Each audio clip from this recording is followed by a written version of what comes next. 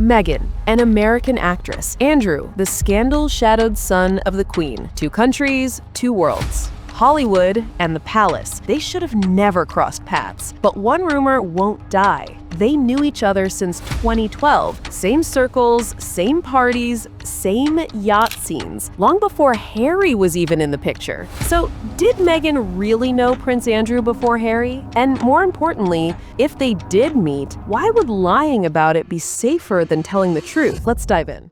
Boys wanted to call Meghan in the Andrew case. So there's lots and lots of circumstantial evidence, as you say, of all these connections. And it's just trying to prove them. There was this rare moment during Meghan Markle's interview with Oprah Winfrey, a moment where she actually told the truth about something. She admitted, on camera, that she knew Princess Eugenie before she ever met Prince Harry. That's interesting, right? Because if you know someone in the royal family before you meet your future husband, you'd think you'd know a bit about that family. You'd think you'd recognize faces, especially the face of your friend's father. But according to Harry's memoir, Spare, Meghan had no idea who Prince Andrew was when she first saw him. She thought Andrew was the Queen's assistant. Can you imagine? The Queen's assistant. Harry's version of the conversation just feels off. He writes it like this: "That wasn't her assistant. That was her second son, Andrew." It feels defensive. It feels like damage control. Like they knew questions would be asked and they wanted to get their version out first. But there's a reason those questions exist, and it all starts with one woman who opened all the right doors. Eugenie was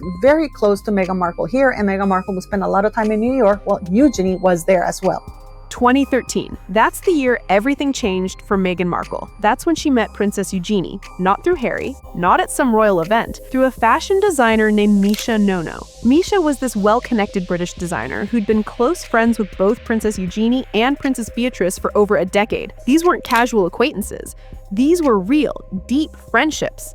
The introduction happened at Soho House, that exclusive members-only club where the rich and powerful network. Meghan was introduced to Misha by Marcus Anderson, this influential figure who seemed to open all the right doors at all the right times. They sat together at lunch. They hit it off immediately. Through Misha, Meghan gained access to the York sisters. Beatrice and Eugenie both attended Misha's first wedding in Venice, Italy. It was a huge, glamorous affair. And Misha's ex-husband, he went to Eton with Prince Harry. Everyone in this circle knew everyone else. It was tight, exclusive, and very, very strategic. This connection to Misha Nonoo wasn't just some happy accident. It was crucial, almost necessary if you wanted to penetrate that royal circle. You needed someone on the inside to vouch for you, to bring you into the fold. And Misha Nonoo was that someone for Meghan Markle. But what Meghan didn't expect was how close Eugenie would actually become to her world. Close enough to be in the same city for years. Princess Eugenie didn't just stay in London during those years. From 2013 to 2015, she was living and working in New York City. She worked for Misha's ex-husband at an art auction company called Paddle 8. So Eugenie was in New York. Meghan was filming Suits up in Toronto. Both women were in North America at the exact same time, both connected through Misha Nonoo, both moving in similar social circles. The timeline overlaps perfectly, too perfectly. This was during a period when Eugenie was building her career in New York, attending events, being photographed, living her life as a young royal trying to make it in America. And during all of this, Meghan supposedly had no idea who her father was. The math doesn't add up. The geography doesn't add up. The timing doesn't add up. They were both in North America. They had mutual friends. They moved in overlapping circles. Yet Meghan claims complete ignorance about one of the most photographed men in the British royal family. The proximity makes the story even stranger. Because when you're that close to someone, when you're building a real friendship, you learn about their family. You see their photos. You hear their stories. You know who their parents are. Unless you're pretending not to. But pretending requires a reason. And that reason becomes clear when you look at what was happening in the media during those exact years. From 2013 to 2015, the York family was everywhere. Prince Andrew, Princess Beatrice, and Princess Eugenie were constantly featured in renowned magazines and glossy publications. Anonymous pictures surfaced constantly showing Andrew with his daughters, smiling, waving, being royals. If you were friends with Princess Eugenie during those years, you couldn't escape seeing her father's face. It was impossible. One quick Google search of Princess Eugenie would have brought up dozens of images with her family, her father, her mother Sarah Ferguson, her sister Beatrice. So here's the question that nobody can answer. How do you not know? How do you claim friendship with a princess for 3 years and never once wonder who her father is? Never once Google her name out of simple curiosity? But Meghan wants us to believe she never did that. She never looked, she never wondered, she just accepted that Eugenie was a princess and left it at that. For 3 entire years. The claim of ignorance strains all believability. It insults basic common sense. You don't stay ignorant about something that's plastered across every magazine rack in every airport and grocery store in the Western world. You just don't. But maybe there's another explanation. Maybe the connection runs deeper than anyone wants to admit, and maybe it starts with someone else who needed the exact same kind of help. Sarah Ferguson, the Duchess of York, Eugenie and Beatrice's mother. In the early 2010s, Sarah was in serious trouble. She'd been caught on video in a sting operation, allegedly trying to sell access to her ex-husband, Prince Andrew, for £500,000. The video was humiliating. Her reputation was destroyed. She needed help, serious help.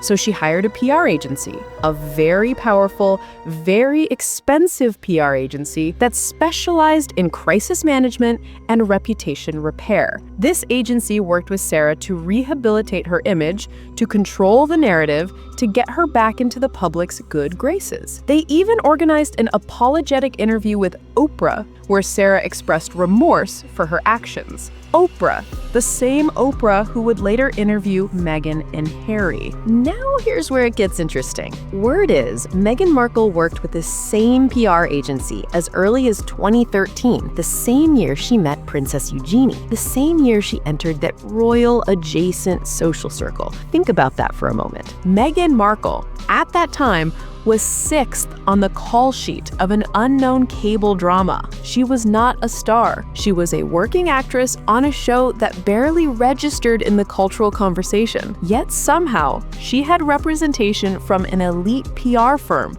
that only handled A-list celebrities. That's who this agency represented. They represented the top tier, the cream of the crop, the untouchables.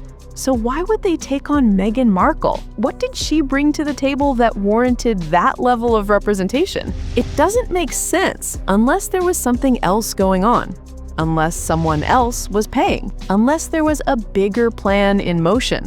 Both Sarah Ferguson and Meghan Markle, same agency, same circles, overlapping timelines, both connected to the York family.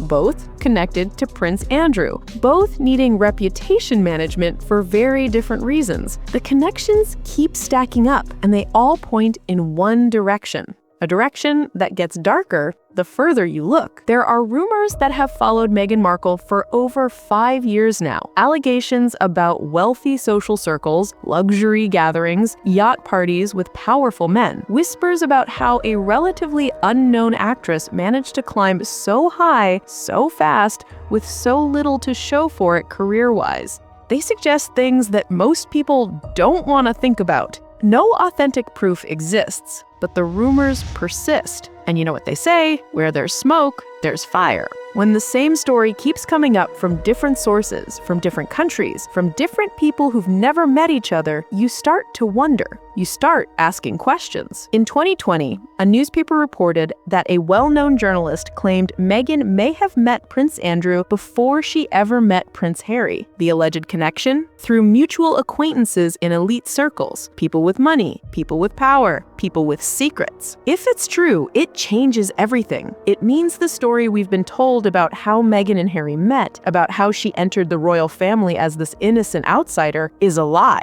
It means she knew exactly who these people were long before she pretended not to. Then there's the unauthorized biography, a book written about Ghislaine Maxwell, the woman at the center of the Jeffrey Epstein scandal. In that book, the author made shocking claims about Meghan Markle. She suggested that Meghan and Prince Andrew crossed paths years earlier, long before Harry was in the picture. She even claimed that a photograph exists, a photograph that supposedly proves they knew each other. These are explosive allegations. And the response to these claims?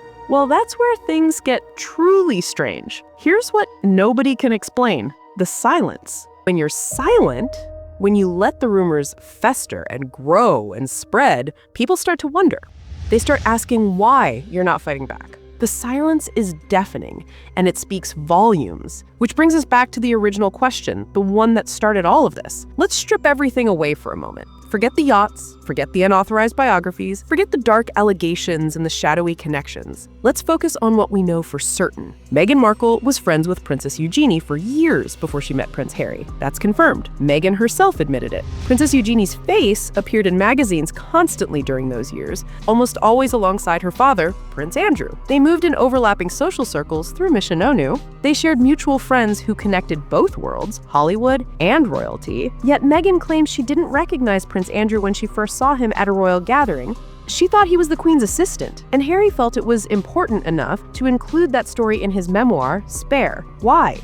Why that detail? Why that specific story? It reads like a preemptive defense, like they knew people would start connecting dots, like they knew the friendship with Eugenie would raise questions, so they got ahead of it. They planted their version of events in a best-selling book before anyone could challenge it. But the story doesn't hold up. It doesn't pass the basic logic test. You don't stay friends with a princess for 3 years without learning who her father is. You don't remain that ignorant in the age of Google and social media and 24-hour news cycles. You don't fail to recognize one of the most photographed men in Britain when you're actively befriending his daughter and trying to enter his world, unless you're lying. Unless you knew exactly who he was all along. Unless the ignorance was an act performed for an audience that was starting to ask uncomfortable questions. So, did Meghan really know Prince Andrew before Harry? Honestly, we may never know for certain. The sensational rumors remain unproven. There's no photograph that's been made public. It's all speculation. Whispers, smoke without a visible fire. But the simple, legitimate question lingers. How do you not know who your friend's father is for 3 years, especially when her friend is a princess? Especially when her father is constantly in the news, in the magazines, in the photographs that you can't escape if you're paying even the slightest bit of attention. The timeline, it doesn't make sense. The claimed ignorance strains all believability. And that's exactly why people keep asking. Because when powerful people tell you a story that doesn't make sense, you don't just accept it. You question it, you look for the holes, you follow the connections, and you trust your instincts when something feels wrong. Something about the story feels wrong. And until someone can explain how you remain that ignorant for that long about something that obvious, the questions will keep coming. What do you think happened here? Do you believe Meghan genuinely didn't know who Andrew was? Or is there more to the story than we're being told? Drop your thoughts in the comments below. Hype this video up, share it with someone who needs to see this. And if you want more deep dives like this, hit that subscribe button. Let's keep digging together.